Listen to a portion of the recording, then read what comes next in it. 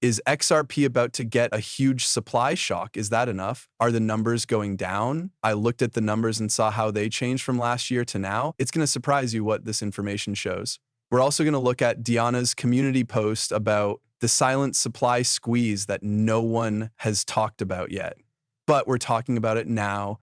Let's start. We also know that David Schwartz said a long time ago that XRP could have a huge supply shock in the future. This means that as demand for the asset rises and supply drops as more people want it, the price of XRP will change dramatically. Let us get a better sense of what's going on. Like we always do, I'm going to give you all the facts and background. You guys can hit like or leave a comment below to let me know what you think. Are we about to have a huge supply shock? Diana, let's listen to what this guy has to say. No one is talking about XRP's quiet supply squeeze yet. Diana, thanks a lot. We're now going to talk about it. Judge Torres stopped Ripple and the joint move it was making. However, here's why that denial might be good for the long run. The line below shows that supply is going down and demand is going up. I believe this is happening everywhere. A lot of businesses are coming up with their own XRP treasury plans. The safekeeping service Ripple is also being used by some very large banks. Over the next few years, we'll see how that changes things here. Tokenizing financial assets on the XRP ledger and making more DeFi apps work on the XRP ledger are what we're talking about. All of those things will make it necessary to use more XRP for everything to work. She then asks, what just happened?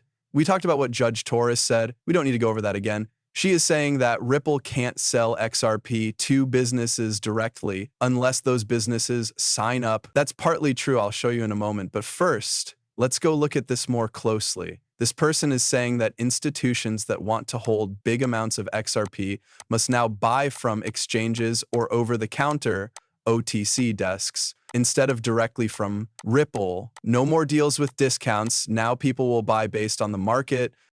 What about trust for Ripple? Even now, Ripple still sends out 1 billion XRP every month and can sell it slowly across platforms using code. That means no big dumps, yes to selling through an obvious drip feed. The supply stays the same, but it is less variable, more open, and also ISO 2022. The big picture is that Fedwire and Swift will fully adopt ISO 2022 in July 2025.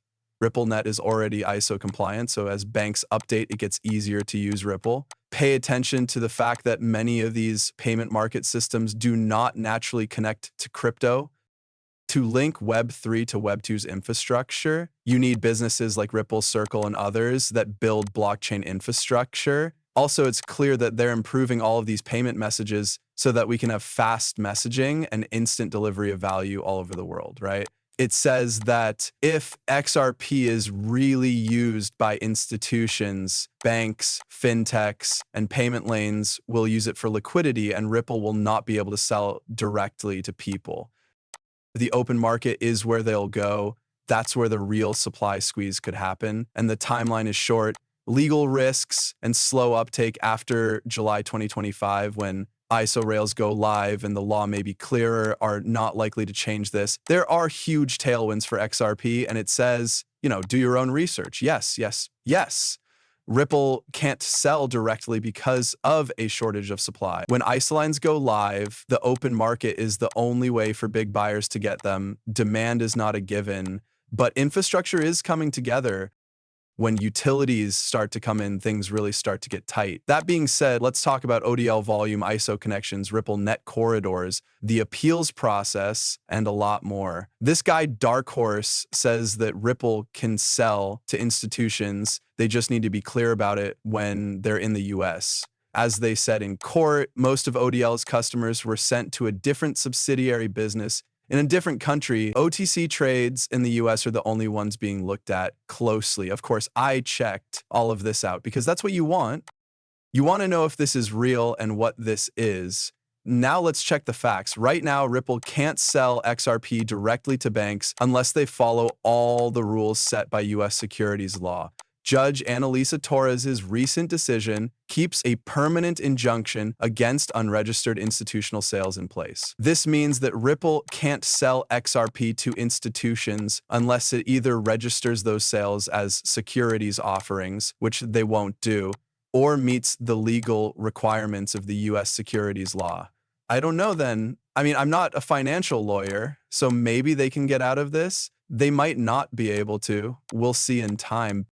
But I wanted to give you that background so you could better understand what's going on. I think Dark Horse might be telling the truth when he says this. There may be, some of these US banks that want to take part can do so outside of the US and maybe figure out a way to move that XRP over. It will be interesting to see how everything fits together.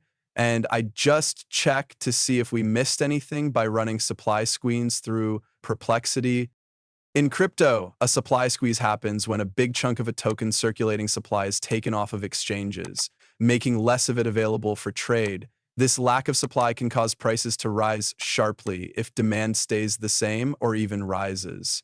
For XRP, this event is happening because of a number of forces coming together. So we talk a lot about the trust and the rules set by the law. We don't need to talk about that a lot here. Recent days have seen huge exits from the exchange. A lot of XRP has been taken out of big platforms like Binance and Bitstamp. We're going to talk about that. I made a video about this too, I see.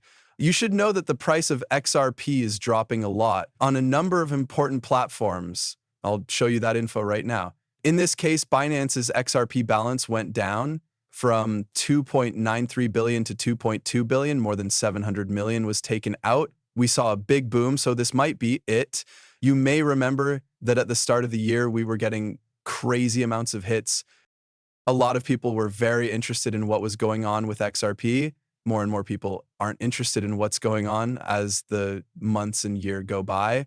But I'm sure they'll come back and pay attention once XRP breaks above $3.00. This simultaneous drop across multiple exchanges is very unusual and shows that large holders or institutions are putting money in all at once. Please remember that if you buy 100 million XRP from an exchange or something, that's around $200 to $250 million, right? It's a few hundred million if we're just talking about 100 million XRP tokens. That means not everyone has that much cash on hand.